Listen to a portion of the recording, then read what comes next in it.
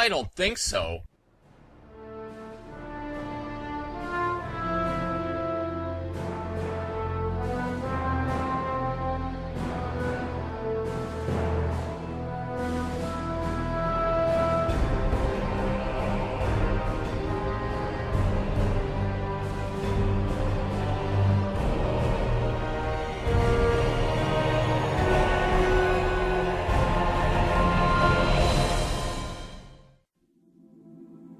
Hello, and welcome to the very first episode of RIFT Overcast. My name is Matt, and with me I have my two co-hosts, Joe. What's up? And Cameron. Hello. Gonna go over some stuff today. First, I wanted to help you guys get to know us better and such. I've been playing RIFT pretty much since the game came out. There were a couple of months recently that I took off for a certain other game that we won't mention its name, but it has beam swords in it. And I'm back on Rift. I've rated a bit. I've seen some of Hammernow. Haven't finished it. Finished GSB, finished ROS and such, so I've got a bit of experience here. I think it's Joe and Cameron's first time through, though. Joe, you want to maybe tell us a little bit about you? Been playing MMOs for pretty much S3G back in 2003. WoW after that for God knows how long, 5 years at the minimum, though there were gaps in between for Ion, but we don't want to talk about games like that. And then Tor, like yourself, played with from the beginning. Purposely didn't want to get committed to it because, like most people, I anticipated it to be fantastic. But yeah, now I'm playing Rift again, and so far it's pretty enjoyable. What about you, Cameron?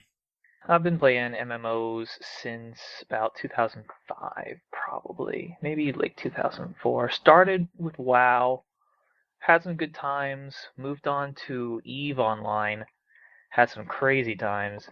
And then I've tried damn near anything else under the sun, from free-to-play Korean-produced MMOs to Ion and Rift, and you name it, I've tried it.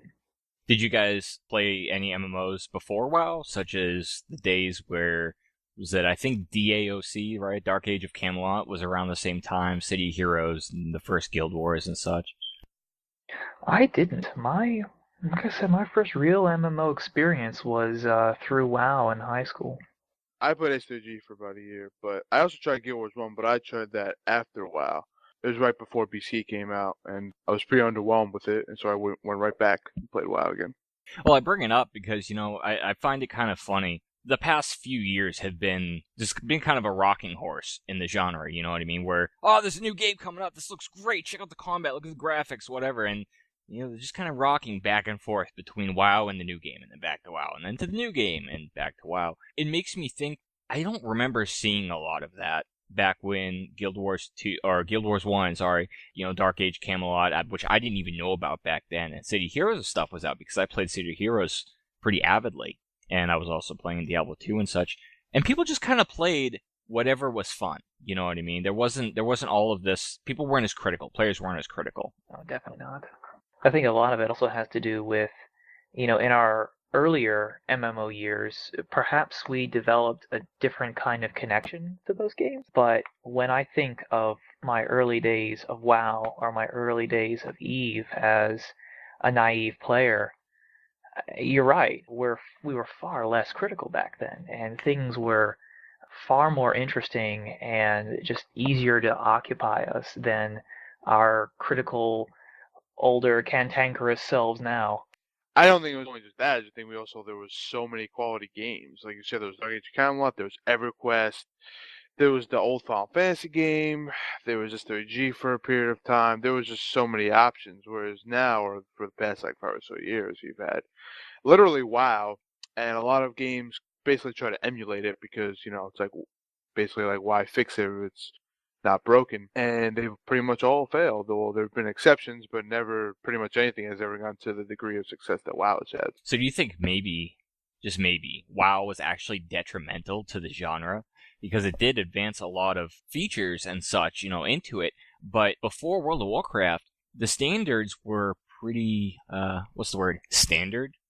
I really think you could say that, but I think it also has to do with the player base. I think the player base has dramatically changed too. Like when I was playing S3G, people were just like more sociable. People played for far more hours. God, I remember that year I played that game. to preface that, anyone who played SOG knows that the game was virtually amazing for a year, and I'm not going to talk about after that. But that first year, I would literally play from like 8 a.m., log off maybe 4 a.m., go to sleep for 3 hours, and get right back on. I pretty much didn't sleep for like a year straight.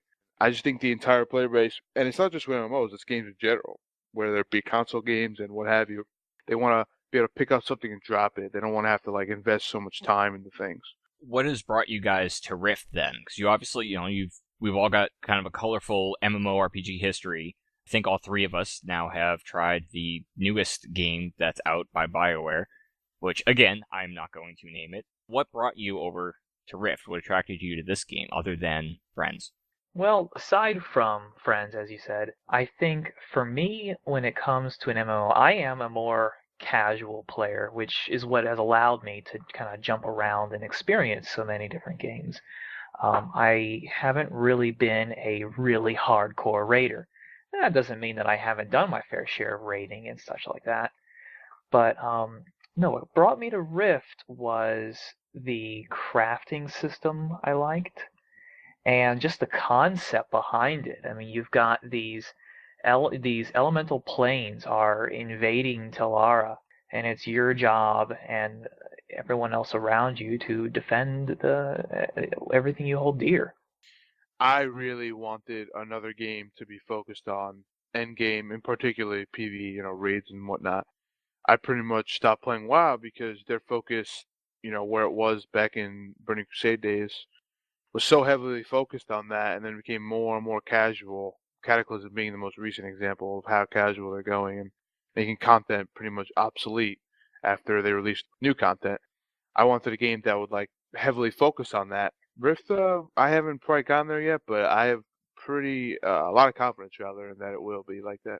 I think a Invasion lot of events. people that have seen the end game and have gone through Harmonel kind of stick around for that reason too. I've seen a good portion of Harmonel. I've downed, 7 out of the 11 available bosses in Hammerknell I did on my Defiant character, which, I've started over now, but it was very challenging. Hammerknell definitely raised the bar, I'll tell you that, for raids in Rift, like within its own game, compared to Greenscale's Blight and River of Souls. If you guys had to pick your favorite part, like one thing from Rift, that is your favorite thing that you've experienced so far, whether it be a system or an event or whatever. Zone events. I love the class system. It gives to us so much more versatility than any other game. And like I've said in the past, it definitely takes a lot of inspiration from other games, in particular WoW, in terms of its talent system, but they built upon it so much that like, I don't even when I'm making a build, I'm not even thinking like, oh, this is, resembling at all WoW. It's like its own unique thing, and they continue to do that and flesh out the trees, and eventually I assume they're going to add a new class. So I don't see any other game trying to beat that, at least in the near future. Yeah, I think the newer games they all seem to be going for a, let's see, what do we have coming up? We have Guild Wars 2 and I think Secret World this year. And they're both kind of going for something really different than what Rift kind of shot for. I almost wonder if they're going to almost resurrect the old MMO community, you think? Because weren't the old MMOs weren't they more sandboxy? Yeah, definitely. I remember I played now. While I definitely played SOG the most, I at least experimented with Dark Age of Camelot a bit, and there was Anarchy Online. We didn't even mention that earlier, which is the same company that's making Secret World actually. And even EverQuest, they all had a more sandbox feel. I don't know if they were pure sandboxes, with the exception of S30G, because EverQuest and Dark Age of Camelot actually had endgame, and sandboxes usually lack a lot of that, at least in terms of PvE. But Rift is definitely more open world feeling and whatnot than at least recent games. I would never classify it as a sandbox. It's still far from that, but it definitely requires a lot more dedication. It's not as casual, but we've talked about this, obviously not on the air before, but the game does offer a lot of stuff for casual players as well. They're definitely trying to like accommodate all players, which is a good thing, obviously, because more population makes the game more healthy. I think you guys saw this, right? I think I forget if it was Joe or Cameron that pointed this out to me. Rift is going the way of the world, and by that I mean the World of Warcraft, with a trial that will have no time limit, but you cannot advance past level 20. I think that was a good move for Blizzard, and I honestly think that it was a good move for Tryon too. What do you guys think? Didn't Warhammer Online also try this? I think they did because I played that, and I think their level cap for their trial was 12. Yeah, I seem to recall it was 12, but as I also seem to recall, they didn't have a time limit on it, which, like you said, it was a good idea because that gives people more time to play around and experiment and potentially become interested in the game. The only downfall I see to this, and I actually think there's a lot of positives, I pretty much think any and all MMO should implement this type of trial after. Obviously, you're not going to do it at launch, but once you're out for a handful of months, I think every game, it should be like a standard in the business. But the only downfall is in Rift more so than any other game. You have to get to a substantial level to like fully experience the talent trees. Because obviously, like throwing points in like all these different trees is like the best part. And when you're level 10, you have very few points. So I wouldn't even be opposed to them raising it to like 25 or 30. Although obviously I wouldn't allow past that because that's kind of, almost the entire way. Yeah, you have Well, to be careful because you start branching into a lot more content, and then if you would raise to say like 30, then you're gonna have so much potential content that you're gonna have to lock the players out of that it might actually end up being a turn off. I think the level cap in Warhammer was 52. Maybe it was 40. I forget. Do you remember, Cameron, what it was? Ooh, at this point, it has been too long. Okay. I don't remember. It was either 40 or 50, I'm pretty sure. One of the listeners might correct me on that on comment. But the point is Warhammer did do a similar form of the trial, and they set their cap to 12. I think this is a good move for Trion, but I feel like they've kind of cornered themselves because you can't really give a player a trial that's going to stop them at level 10 because at level 10, you just left Mythosia or you just left whatever the starting area is. You've got 3 of your souls. You haven't really gotten to see anything new. You haven't really seen a real rift yet because there's only that one scripted one in the starting zone. But then you get to level 20. It feels like a substantial level to kind of get an idea of stuff, but that's also almost halfway to 50. That's almost halfway to the cap. So couldn't players just potentially play the trial and just play it to 20 and whatever and get their fill of rifts, play casually, sign in, do, I don't know, an invasion and free march? Yeah, but you only get to experience one zone.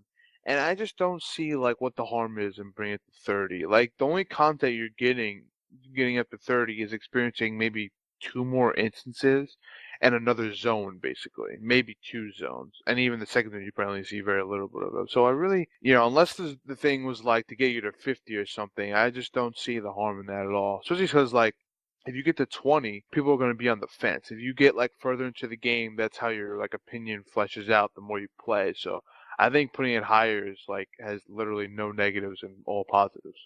I would be wary. I think that if I say you guys both quit the game and I didn't really have anybody to play Rift with, and I started bouncing between free to plays. I'm playing DC Universe, or I'm playing a WoW trial, or maybe I buy Guild Wars 2, and I occasionally just have that feeling to go close some rifts.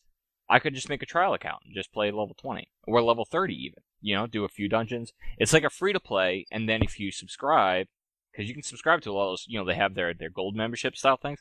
It feels almost like the same thing. Like I said, I think it's a good move for Tryon because I think it's really gonna give a lot of players the chance to play it at their own pace. But I also wonder if the whole time, just because in WoW the level cap is currently 85, so getting stopped at level 20 is not even you're maybe a quarter of the not even a quarter of the way there. Yeah, I mean, and over time, that gap is obviously going to increase. I mean, Rift hasn't even had its first expansion yet, and we haven't had any level cap increases, except for sort of the upcoming PvP rank increase. I know you're saying that WoW has 85 levels, but they've nerfed leveling so many times now in WoW. The 1 to like 30 in WoW is literally probably the same amount of XP proportionally as like 1 to 10 Rift. It's a joke. You get to level 30 in that game in like a matter of hours because they've nerfed it at least like 5 times by now because every expansion and whatnot. Sure, you'll be able to like, if you have like an urge to close a Rift, you can get on and do that. But they purposely made the leveling fast specifically because they know that this game, probably more so than any other game in recent history, like literally starts at 50. While it's an enjoyable experience at 50, like everything goes on at 50. So unless they let you get a 50 or even like 40, I don't think people are going to be like, oh, let me hop on and close a Rift, and that's going to like suffice. They're going to be like, hey, I want to hit 50, and I want to like experience the end game. Certainly fair enough. I really hope that it does bring more players in. So, sticking with the pattern that MMORPG patches usually follows, try on every single patch. They've never done like a 1.1.01 or a 1.1.2b. It's always been 1.1, 1.2, 1.3. We're on 1.7. They were a lot more aggressive when it first came out. But if they stick with this, we're looking at maybe July or August that it's going to roll over to 2.0. I would, if I was a betting man, which I'm not, I would definitely bet on expansion because not only, like you said, they not went to decimal points with the patches, but virtually any other MMO, when there's any sort of content patch whatsoever, like a Hammer Nail or any type of new raid, they jump. Like WoW, I remember went from like 4.3 to 5 because it was a content patch. They've never done that. I really wouldn't be surprised if they did some sort of, whether it's an expansion or something big on 2.0. I really won't doubt it whatsoever. What do you think, Cameron? You think we have an expansion coming up this year? Or at least a downloadable one?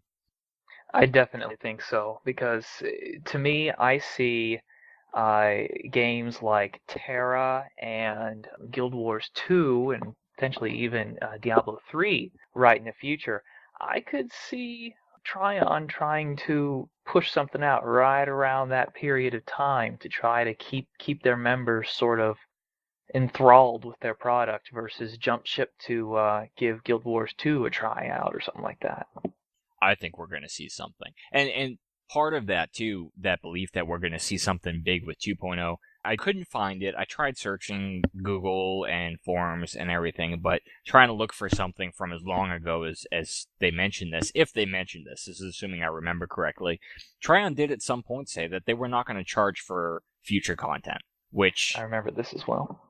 Yeah, if they do an expansion, it'll be like an expansion patch that's just going to be free content. It's really the way to go, too. I mean, the only game I think that is going to actually be doing retail expansion still is going to be World of Warcraft. They're the only one that's going to be charging for content anymore. I don't think Star Wars is going to do it either.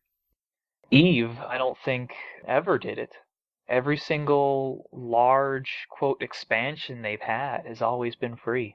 And they're not just free little tiny tidbits of new content. I mean, their expansion patches are usually significant amounts of new content and new places to go and things to do.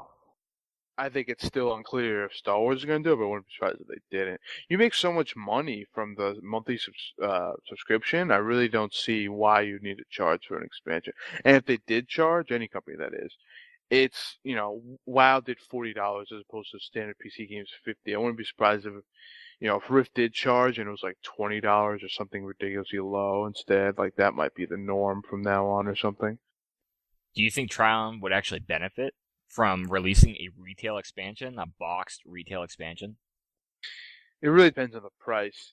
I think that it would benefit though new players, because if you're a new player and you don't, you're not going to know that there was basically an expansion that's essentially a patch for free if it came out. But if you see like a box in the store, that might be like, wow, that game's still going. It must be doing well for releasing an expansion, and that might like entice you to play. But like I said, they'd probably have to make it like 30. Like I actually think that would be like the perfect price, like $30, because that's like really cheap for anything.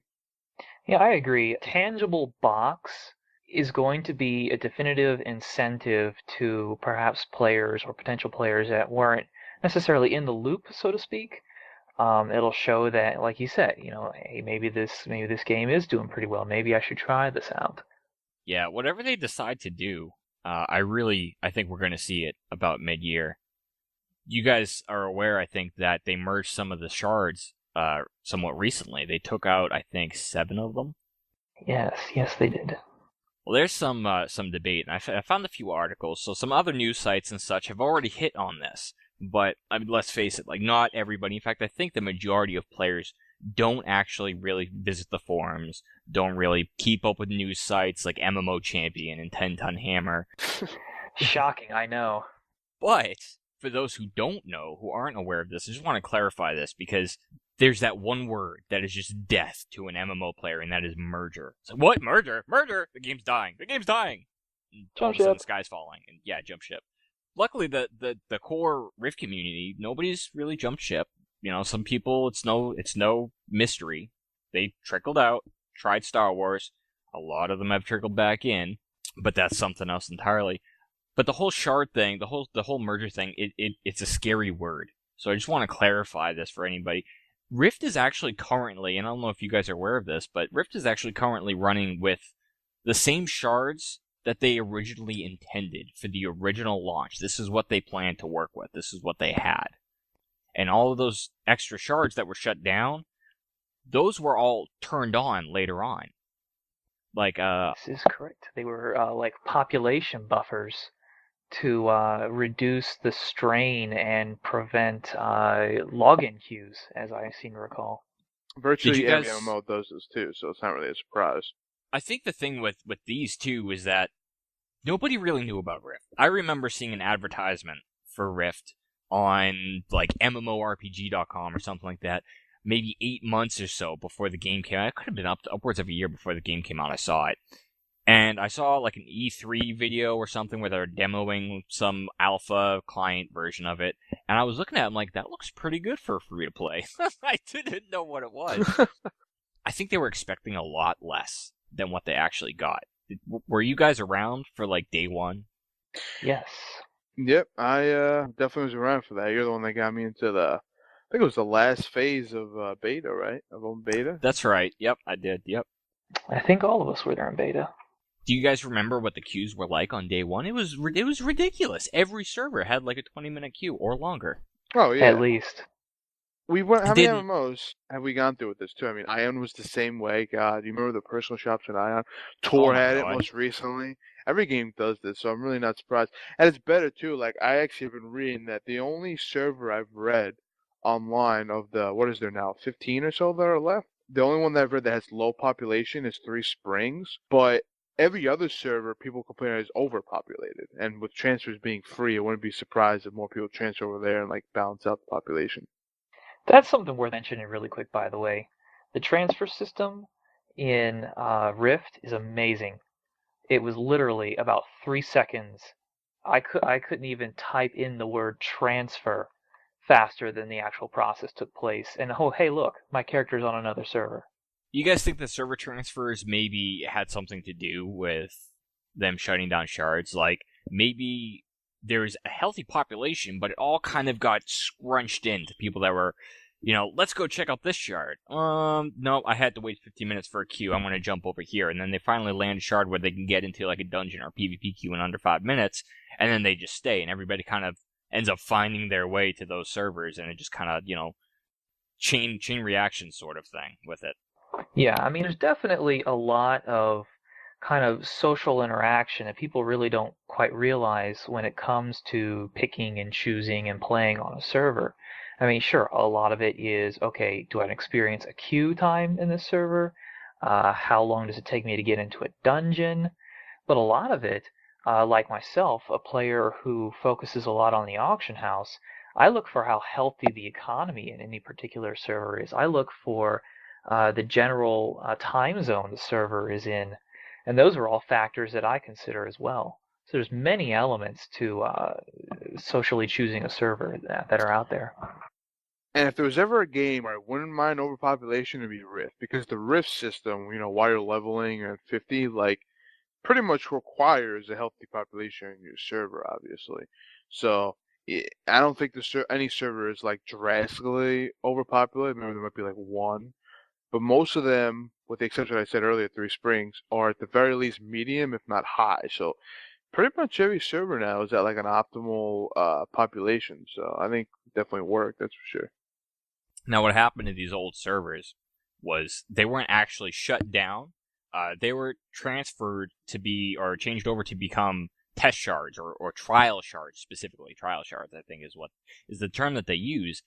And some players have, I see it thrown around the forums. I honestly haven't paid attention to a lot of the answers that other players may have given them, but they're kind of like, why does Tryon need this many trial shards? Like, is there really this many people that are just like trying the game and floating in and out?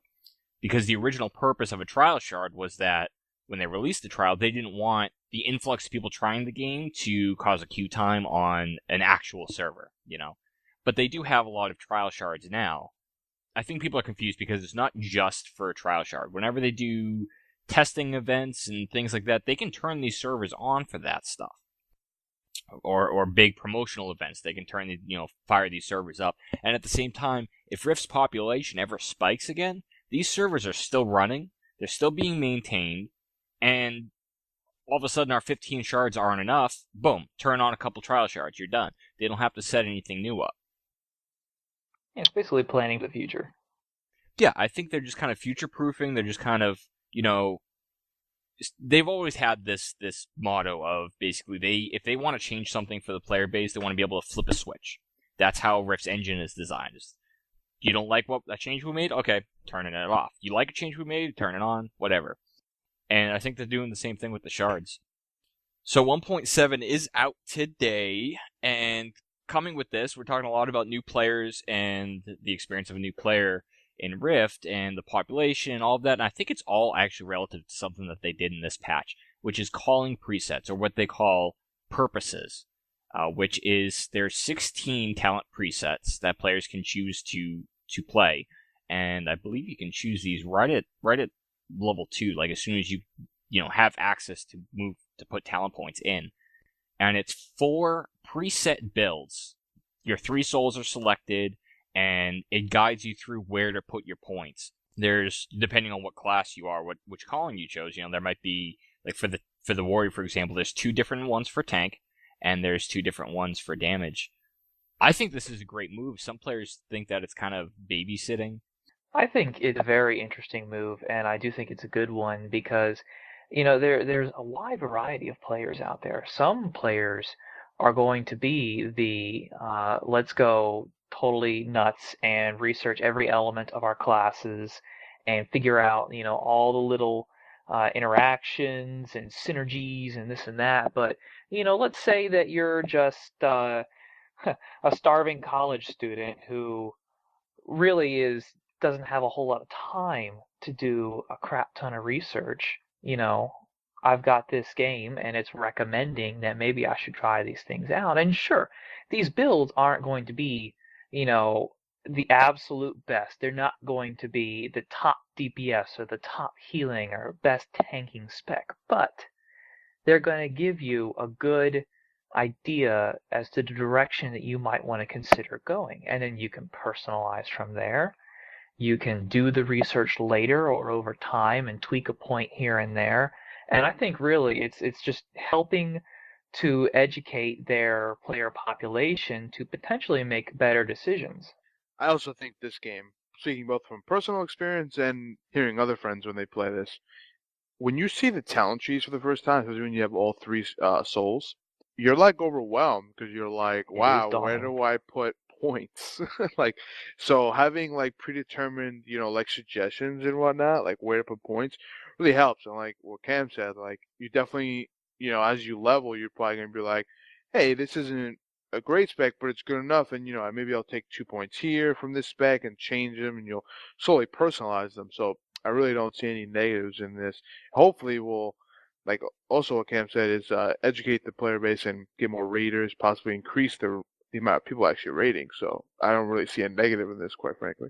I was thinking that too before, but like this morning. Like, I woke up this morning and I was like, yeah, I bet you it's February 1st. And they said 1.7 was going to be February. It's Wednesday. They patch on Wednesdays.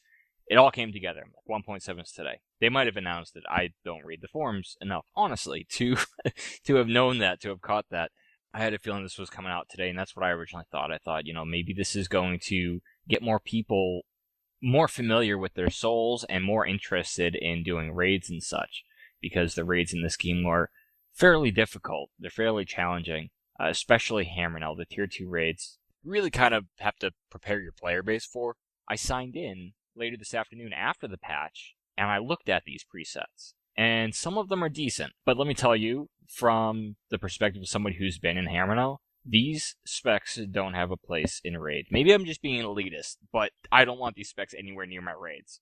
Well, I don't really think they anticipate them to be like, hey, I'm a I'm the best of the best raid, and I'm going to use this spec. I think they're more for new players and they're for fresh 50s, so that they have a general idea. And then, as you play, you probably obviously get a better understanding of your class, and you move around some points. I doubt they anticipated this to be for anyone who's seriously raiding at this point in time. That would be kind of foolhardy on their part. Yeah, Well, I sure, but think what that about a new player? well, yeah, I was just going to say, I think that these specs are intended to guide a new player, allow them to be successful up to potentially the end game. And then, by the time you're wanting as a not new player anymore, go after a raid or an end game raid, then maybe you should consider doing some more research into your class. But if the game is giving you your specs and you're a new player and you don't really know better, all you know is that the game handed you the spec and it seems to be working so far, what motivation do you really have to change it? I mean, you've got 4 presets and you can save up to 6 specs. Of course, specs 5 and 6, the cost for those to unlock those roles are fairly high, so if you're only playing casually, you might only get the 4. You just run those 4 and think it's just fine. But that's half the enjoyment of this game, is moving around your spec. So if I literally play the same spec, like, not moving 1 point, 1 to 50, and, the end game, I'm kind of missing out on half the game. Because that's the whole point, is like, min-maxing and theory crafting your spec. And not to mention, you know how much you probably learn about your spec, like while you level? Even if you're a casual player, you have to learn some stuff, and you're probably like, hey, like I should move this. Like I really don't see someone being that, like, have that much tunnel vision. Like I'm gonna use this because it's here. Like that's really, quite frankly, pretty stupid. Well, if there's one thing that I have learned in life is never underestimate the laziness of a person. I think they're gonna get that laziness kicked right out of them once they join a raiding guild, though. Well, I you mean, see, that's it. These specs, sure, they may be completely content and complacent up until they try to do something as serious as a raid. And when it comes down to that, they're going to realize that this spec that was handed to them and that they've used without question for such a long time, maybe it's not the right thing for this situation anymore. plus, if they're raiding, they have to research fights as it is. So I mean, it's not like, what I mean. Being a raider has researching in its nature on its own. So I really don't see someone like, oh, I'm gonna raid. I'm not gonna look up any of the fights, and I'm not gonna bother looking at my class. That's probably a really small minority of the game. Well, I would say welcome to pugs, my friend. Speaking, I just want to say I got to get this in there because you said small minority of the game, a small that won't research fights for raids or won't research their specs. But it's a small minority of the game that actually even walks into these raids in the first place. Well, yeah, but that's pretty true of most MMOs. But I think this game, very similar to like Burning Crusade WoW, the people who do raid are usually the quality players. Doesn't mean that people who don't raid are bad. It just means either they don't have the time to commit, and the people who do raid have the time to commit, so they have the same amount of time to, commit to researching. And I just thought this game is so like not casual in the sense of in terms of rating. So you're not going to have that mindset you did in WoW or in Wrath and Kata. And it's not even to bash that game. It's just to say that people who rated in that game, they had a more casual mindset, so they might have not have looked up fights because they didn't really have any worries because the fights were so easy at one point. So they were like, "What's the point? I'm not even going to bother." It could also be that, they simply are a truly casual player and maybe they don't want to raid. Maybe that they're perfectly content with going into the instances and just PvPing. And in that case, then the specs that they've looked at and used might be perfectly sufficient. What if let's say for a moment, because I know you pretty much kept your raiding career to where you've seen a good portion of raids, especially in like World of Warcraft, because I raided with you guys for a little bit on that game too. Mm-hmm. Some of our other friends, but kept it to a casual pace and a casual level, and very friendly. Just kind of you come in, just try our best at it. Take what you want to the raid and do whatever. We didn't really focus on, well, we need this buff from this class and this spec and this buff from this one and debuff and buff this and whatever. We've started our new guild, the 3 of us and such, on Deepwood, and let's pretend that you're a new player coming into our new guild, and I looked at your application and you said that you were using the Thunderer spec for the Shaman, which is one of the the names that they chose for the preset purposes. And I told you that spec is not coming anywhere near us. This is the spec that you want to play if you play a shaman, otherwise I'm not taking you. Well, if I was told something directly like that, where you as X and X class must play X and Y spec, I mean, personally, that would be a turnoff to me because that is a form of like elitism. But at the same time, that would tell me as a player, if for whatever reason I had this tunnel vision into my initial spec, that maybe I should consider looking up some other things and trying some other stuff. Or, maybe, hey, maybe I'll just bite the bullet. Look at this spec that I'm being said, you really need to try this out, or you're not going to go to the raid. Maybe I will try it out. Maybe I will end up liking it, and it won't be an issue anyway. The Rift communities, in general, I think most of them, especially the raiders, Rift has seemed to have attracted much more mature players. So I certainly am not saying that I would be like, dude, listen, that spec is utter garbage. You're playing this, or I don't want you. I wouldn't say it like that, but to shorten it down, to generalize it, if I told you that you couldn't play the preset purpose that you leveled with and were enjoying, if you had that you had to play a different variation of that, that's what I mean. Is like, how would you feel? Because I don't think any raiding guild that actually wants to progress through this endgame content is going to be running any of these presets. Well, I might be a little miffed, but like I said, at the same time, the kind of person I am, I would be willing to try other things, and I would be willing to potentially experience and do some research on other specs and classes. Overall, I think this is a good feature. Just wanted to, devil's advocate a little bit. This actually kind of got me thinking too. When we're ready to start raiding with our new guild and such, what am I going to do when I'm hit by an application, somebody that has one of these presets? I'll be nice to them though. I'm not an elitist, or I don't show it at least, or I try not to. You guys can tell me if I do. Yeah, I mean, the message is to any of you guild leaders or raid leaders or whatever out there, don't be a douche to your people just because they've had a good time with any particular spec. Lay it to them nice. Tell them, okay, maybe we should try this. Here are some good reasons why. These are potentially some issues with your previous spec. Would you like some help setting it up instead of just, nerd raging? Oh, why are you using that crappy spec? Speaking of nerd rage, right? This is another good. We're getting some good segues in here.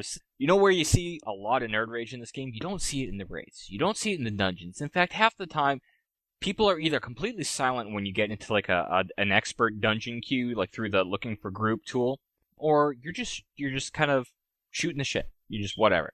Just having a conversation, not even really bothering paying attention to the polls or too much. A lot of the players in this game have respectable dungeon sets, at the very least, and the dungeons are challenging, but they're not overly difficult where you have to be like, 100% concentrate on exactly who you're fighting, especially like on trash and stuff. You just kind of blow through that stuff, a lot of the groups. In PvP, nerd rage everywhere. I love the PvP in this game, but there's some nerd rage about some of the changes that came out, which I actually kind of like some of these with 1.7. One of them, I have my reserves about it, but ranks 1 through 8, because there are 8 endgame prestige ranks, which, as you PvP, after 50, you have to be 50 to earn prestige. You gain prestige experience, basically, as you do PvP, and that experience goes towards your PvP rank. It's kind of, I think it's similar to Vanilla WoW, which I didn't actually play a lot of Vanilla WoW. I got in during Burning Crusade. Warhammer Online did this. They had, I believe they called them favor ranks instead. And it was basically you had your player level, and you could get up to the cap. But at the same time, you also had favor ranks that would allow you access to different pieces of gear, different little medals and stuff. And then once you hit max character level, it would unlock a whole nother chunk of favor ranks that would continue beyond what was the previous cap, which I unfortunately cannot remember off the top of my head. I didn't participate in much PvP in Vanilla WoW, but it was almost exactly the same. That's what the Battle Master type stuff that everybody's always flaunting around or whatever was, right? From WoW Classic? Exactly. Oh, yeah. there was originally 8 ranks, 1 to 8, and ranks 1 and 2 had 1 tier of gear, and 3 and 4 had 1 tier of gear, and 5 and 6, and 7 and 8. And what they actually did this patch was they changed ranks 1 through 8 to ranks 1 through 40. So at first it's kind of like, whoa, wait a minute. 8 ranks was hard enough to grind. I have a rank 8, let me tell you. Once you get rank 8, I mean, I don't know, there's a big gap. That's actually what they did. You still require the same amount of prestige to go 1 to 40 as you did 1 to 8. Before 1.7, they had introduced segregated war fronts, where, and somebody can correct me if I'm wrong on this, I would love to hear in comments or on Twitter or whatever if I'm wrong on this, but I think this is how it works. The queue system would always try to put you into a match with people no more than 3 ranks above or below you. So if you were rank 1, you would only ever see rank 1 to 4 matches, unless there was like nobody in queue, then you might get into a rank 8 game. And then, by the same token, like my rank 5 rogue could see a matched warfront of ranks 5 to 8, or I could end up seeing a 2 to 5. Yeah, I think that the system, by increasing the number of ranks, it's made it easier for players in the long run, because if you think about it, let's say you're rank 2. Okay, that means you could see, rank 1, you could see up to rank 5. From 2 to 5 is a very significant difference when you only have 8 ranks. Does that bridge into the second gear set by that point? Yeah, the odd-numbered gear sets basically contain accessories. You get 2 rings and a belt and boots, and I think that's it, actually, for the odd-numbered ranks. And then the next rank gets you the rest of your stuff. Yeah, so by having 40 of these ranks, you could still potentially say, okay, let's do like a plus or minus 5, which is usually what you see with PvP level, character level, I should say, as well. That means that you're not going to have as significant of a difference in not only potentially player experience from a skill standpoint, but also from a gear standpoint. And it just makes the whole process quite a bit smoother, I would say. And yeah, I guess it would be a, what's the phrase? Instant gratification, or not quite as long of a gratification process as it would have taken to get to 8. You can get these little prestige levels more often.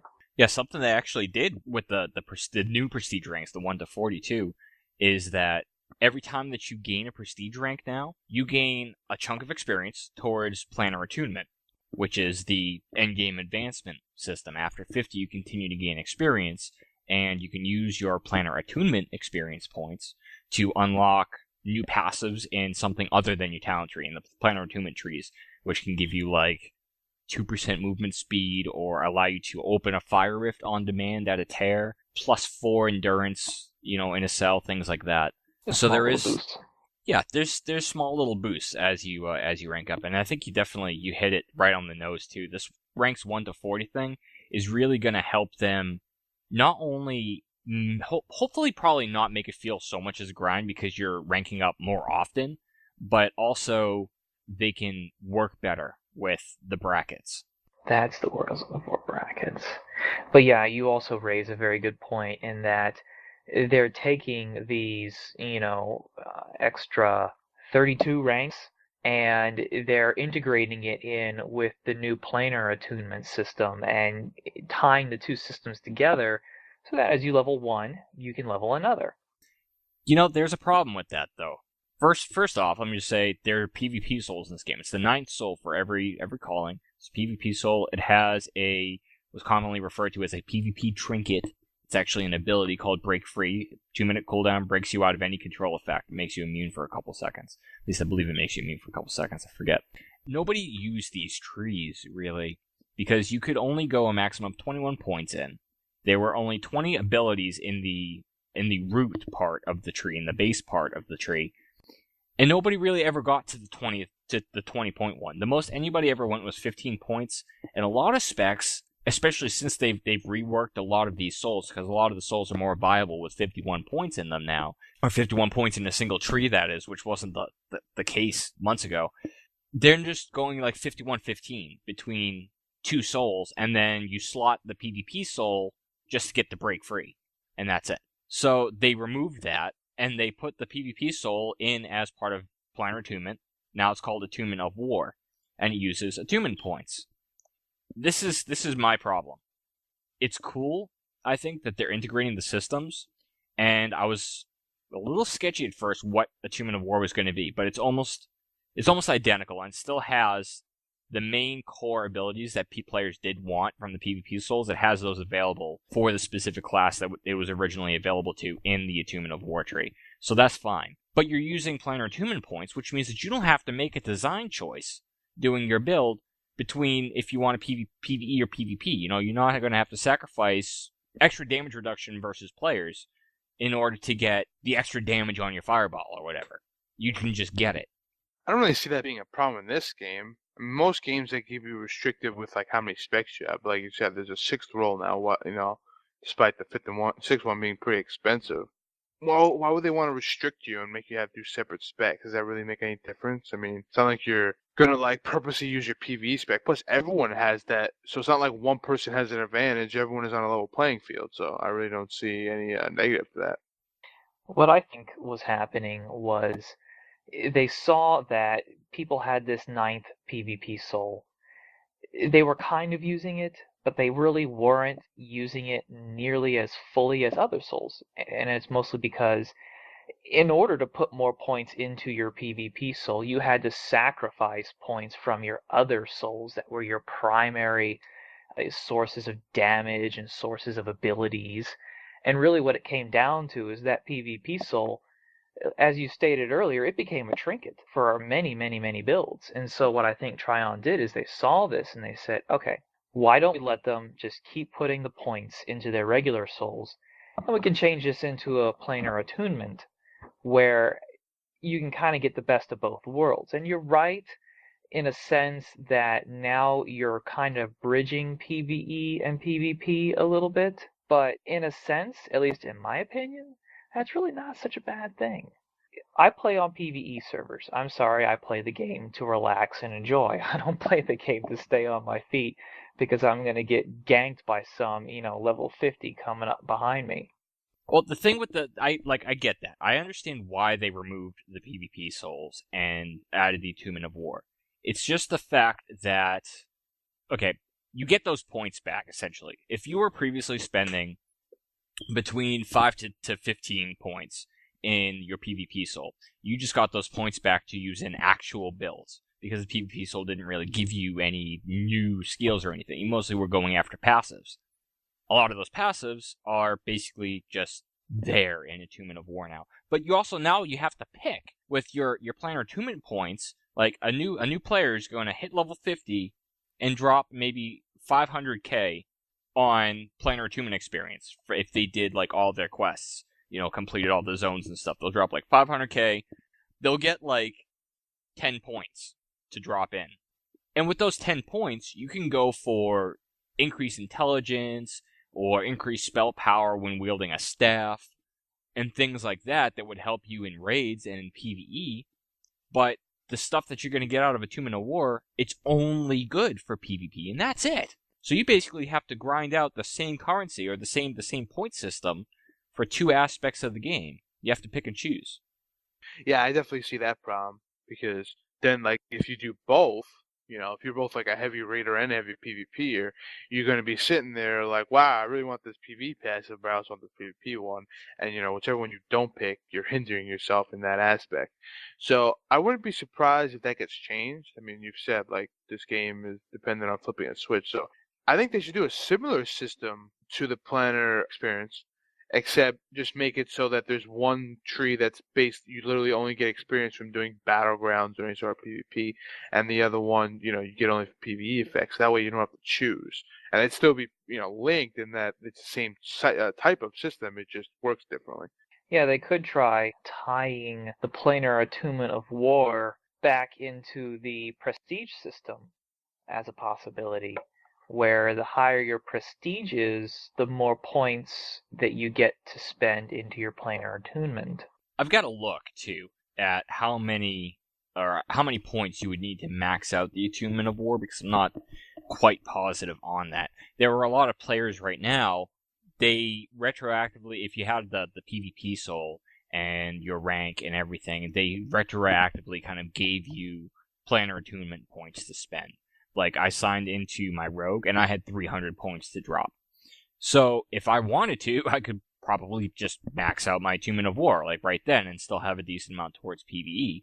But a lot of players that are playing, and especially the new players, aren't going to be able to just drop the points on the new changes. And we've got 40 ranks now, so what if you just got a point when you ranked up? You're going to rank up 40 times now. Or That's not perhaps bad. whatever amount would be like balanced towards the cost, and if that makes sense, just balance it out for how many ranks there are versus how many points it takes to put into the tree.